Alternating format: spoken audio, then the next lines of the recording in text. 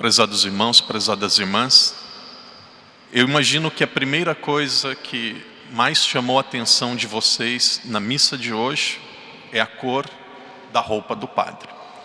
Seguramente no Brasil eu teria dificuldade de celebrar a missa com a cor rosa. No Brasil, ainda hoje a cor rosa é uma cor exclusivamente para as mulheres. Por exemplo, ganhei uma vez aqui de presente em Macau uma camisa muito bonita, uma camisa cor-de-rosa.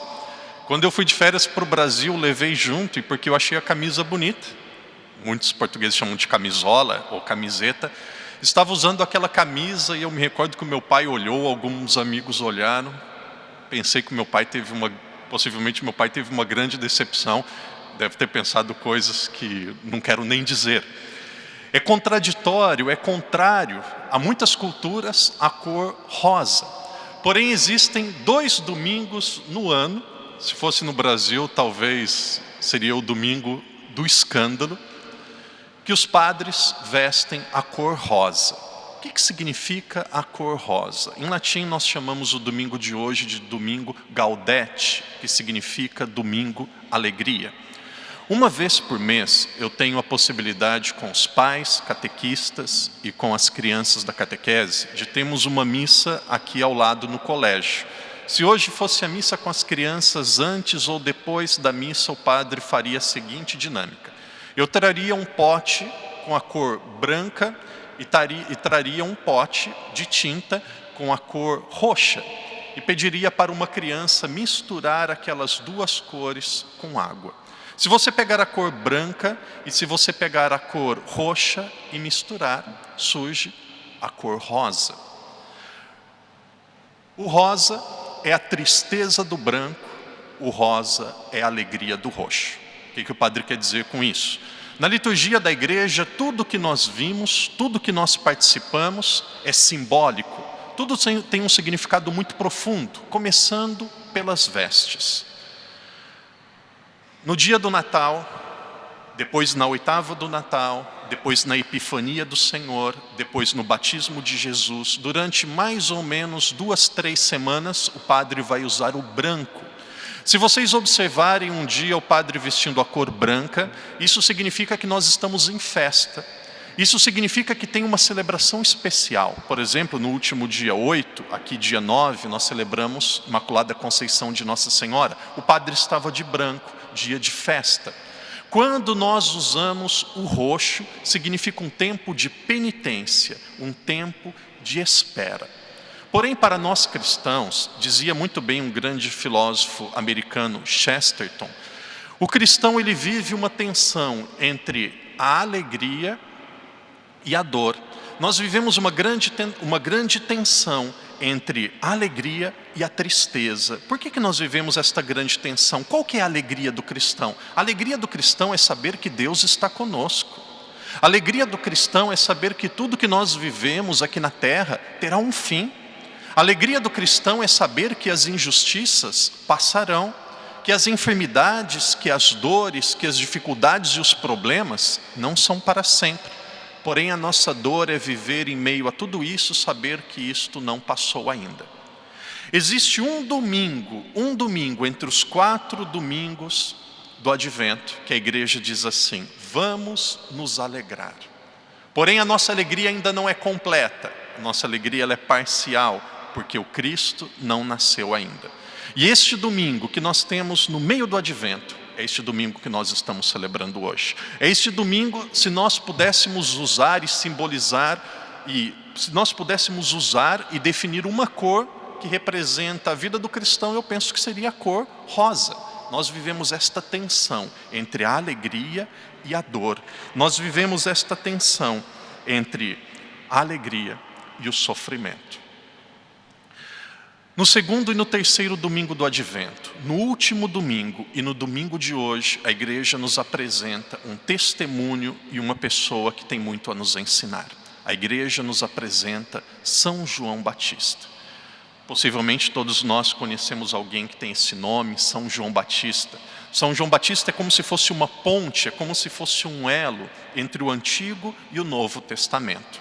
E a vida de São João Batista, no domingo passado e descrita também no domingo de hoje, ela é marcada por dois lugares diferentes, mas extremamente relevantes para a nossa vida. No domingo passado, São João Batista estava no deserto. No domingo de hoje, São João Batista estava ou está na prisão. Qual que é a relação entre o deserto e a prisão na nossa vida? Comecemos pelo deserto, principalmente porque o padre não refletiu sobre esse aspecto no domingo passado. Existe um grande autor, um grande cardeal Sará, Robert Sará, é o cardeal para o culto divino. Um autor que, se vocês tiverem a oportunidade de ler, vale muito a pena ler. É um cardeal africano. Muitos até dizem que no futuro, possivelmente, ele é um candidato a ser papa. Em meio a tantas dúvidas, tantos questionamentos na igreja, possivelmente, seguramente, cardeal Sará é uma voz muito segura e muito sábia, que pode nos ajudar muito. Este cardeal, em um livro, A Força do Silêncio, The Power of Silence, o cardeal diz assim: nós, naturalmente, normalmente, essencialmente, somos pessoas agitadas, medrosas, inseguras, agressivas, pornográficas, revoltadas, que guardam mágoa no coração. Isso é tudo parte da nossa natureza e não tem novidade nenhuma.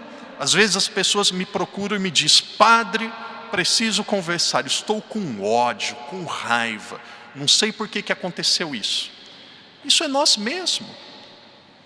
Nós somos assim. Existem pessoas que dizem: padre, eu começo a ouvir a homilia, dá uma preguiça, uma vontade de dormir, parece que eu não consigo prestar atenção, a minha cabeça vai longe. Não tem novidade nenhuma, nós somos assim.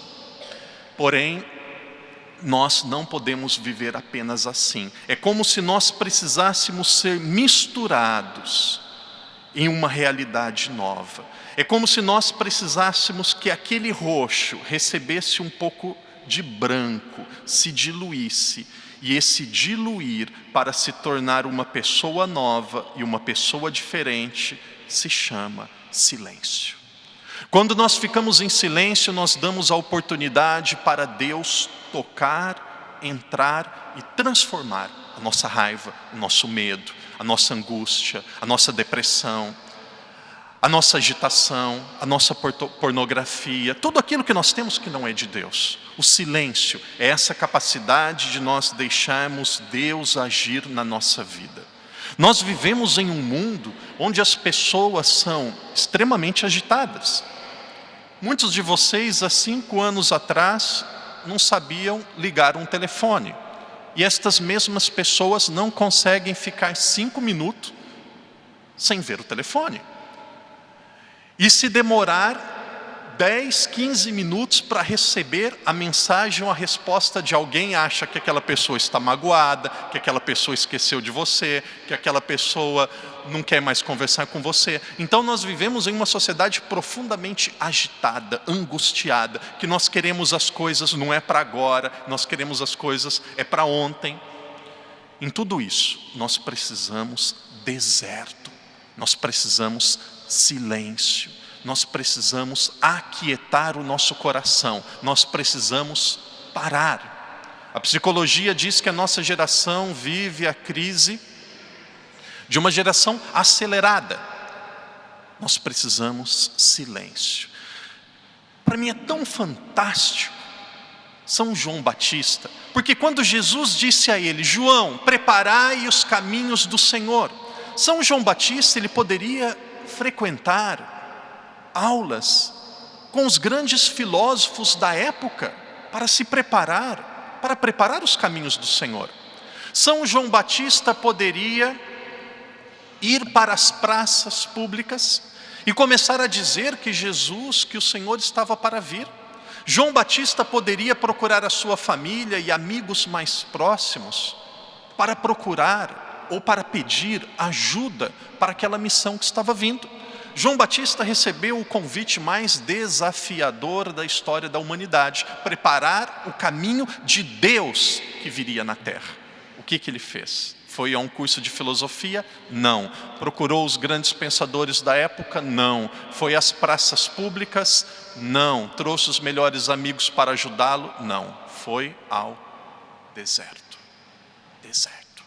Quando nós fazemos silêncio, nós damos a oportunidade para Deus ser Deus na nossa vida e para nós nos encontrarmos com nós mesmos. Deixa eu falar em um português muito claro e muito direto. Se nós fizéssemos mais silêncio e estivéssemos mais na presença de Deus, nós evitaríamos muitos erros que nós cometemos na nossa vida. Muitos erros da nossa vida não são vontade de Deus. Nós não somos protestantes, que achamos que existe predestinação. Nós não somos marcados por esta tendência social que tudo é justificado. Ah, porque o meu pai me abusou, a minha mãe ficava trabalhando e não tinha tempo para mim. Ah, porque o meu professor era agressivo. Ah, porque eu não recebi educação religiosa. O mundo vive colocando nas costas dos outros os problemas que as pessoas têm e a responsabilidade pelas nossas decisões. Nós que somos cristãos e não somos mundanos e não somos protestantes, nós somos pessoas livres, responsáveis exclusivamente pela nossa decisão. Uma pessoa a partir de 9 anos de idade já é responsável pela sua decisão. Ah, padre, 9 anos de idade não é suficiente para ser responsável pelas decisões. Então, não receba a primeira Eucaristia. Porque a Eucaristia acontece no período da razão. Nós somos responsáveis. Padre, mas é tão difícil tomar decisões certas? Porque nós não deixamos Deus ser Deus na nossa vida. Silêncio. Desacelere. Descanse. Pare. Padre, mas a minha vida é muito corrida, eu não tenho tempo para nada. Se a sua vida é muito corrida, se você não tem tempo para nada, não tem tempo para parar, para descansar, para rezar, meu amigo, minha amiga, alguma coisa está errada. Pode reavaliar o seu dia, porque alguma coisa está errada. Se você não consegue parar, não consegue ficar em silêncio, alguma coisa está errada. João Batista foi para o deserto. Deixe Deus ser Deus e transformar isto que nós temos, que não é bom. Evangelho de hoje nos diz o segundo local, que é um local teológico e também físico e real, que mostra a cada um de nós o que nós viveremos em muitos momentos da nossa vida. João Batista estava na prisão. Uma das melhores maneiras de nós definirmos o cristianismo, o catolicismo, não é dizer que ser cristão é uma tradição, não. Não é dizer que ser cristão é um compromisso social, não. Ser cristão é um jeito de ser. Ser cristão é um jeito de ser que deve tocar e marcar tudo aquilo que nós fazemos na nossa vida. Quem é professor, quando está ensinando, deve ensinar como um cristão. Uma pessoa que está se alimentando, eu às vezes me assusto, os católicos perderam o costume de pelo menos fazer o sinal da cruz antes da refeição. Uma vez disseram assim, querendo provocar um padre. Depois de comer, disseram, hoje eu comi como um padre. E aí respirou fundo, querendo zombar. Hoje eu comi como um padre, eu estou satisfeito. E o padre disse, você rezou antes de comer? Não, eu não rezo. Então você comeu como um animal. A nossa diferença é a capacidade de saber que tudo aquilo que nós recebemos é uma graça de Deus. Quem aqui vai para a fazenda plantar? Quem aqui abre as torneiras do céu para fazer chover? Quem aqui tem a capacidade de colher e de produzir os alimentos? Eu penso que ninguém. Existem pessoas que fizeram por nós, porque Deus deu saúde, sabedoria e capacidade. Agradeça. O mínimo é agradecer. Sinal da cruz, antes e depois das refeições.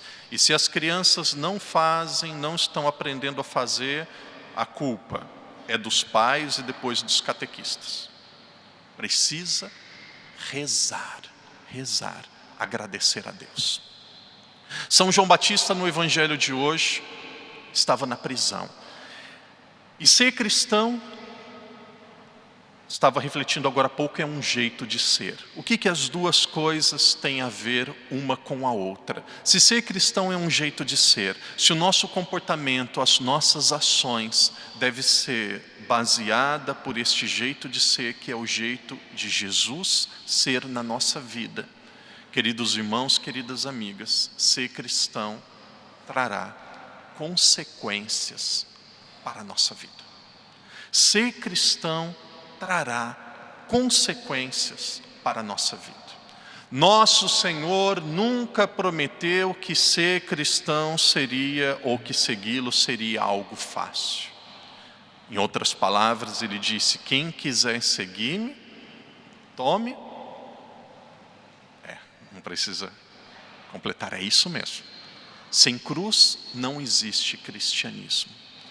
Nós cristãos muitas vezes somos muito fracos, muito medrosos e não manifestamos a nossa fé. É preciso ter coragem de dizer que é cristão, que é católico no trabalho, na sociedade. Neste período que antecipamos o Natal, começará a acontecer, ou já está acontecendo, em Portugal, no Brasil, uma grande zombaria à pessoa de Jesus Cristo. Existe um grupo diabólico no Brasil chamado Porta dos Fundos, que poderia ser chamado Porta do Inferno. Esse grupo acabou de lançar um vídeo no Brasil, onde Jesus é gay e Nossa Senhora é uma prostituta tendo relação com Deus Pai, e os apóstolos estavam fazendo orgia e tendo relação sexual com mulheres fora daquele contexto social da última ceia. Por que não faz com a própria mãe? Faz com a mãe. Faz isso com a mãe. Amar é odiar. Amar e odiar são duas coisas que caminham muito próximas. Por quê? Porque um pai que ama o filho odeia as drogas. Um marido que ama a mulher odeia o adultério. Uma pessoa que é diabética deve odiar o doce. Não existe neutralidade quando os nossos valores estão em risco. Eu digo isso também porque esta homilia é gravada e muitas pessoas no Brasil e outras em Portugal, pessoas talvez do mundo inteiro vão poder assistir, e aqui nós temos alguns advogados. Processem, é questão de justiça, processem, vão à justiça, abram um processo por defamação e falta de respeito a culto e aquilo que é sagrado para a maioria da sociedade. Existe lei e existem artigos para isso. O Padre está dizendo tudo isso para dizer a cada um de nós, e eu falo isso porque eu vendo uma zombaria dessa de Jesus e de Nossa Senhora, não tem como eu ficar indignado. Nós que somos cristãos, nós que somos católicos, talvez aqueles que estão aqui presentes, nós não poderemos fazer muita coisa, mas querido irmão, querida irmã, o Padre encerra a reflexão dizendo isso.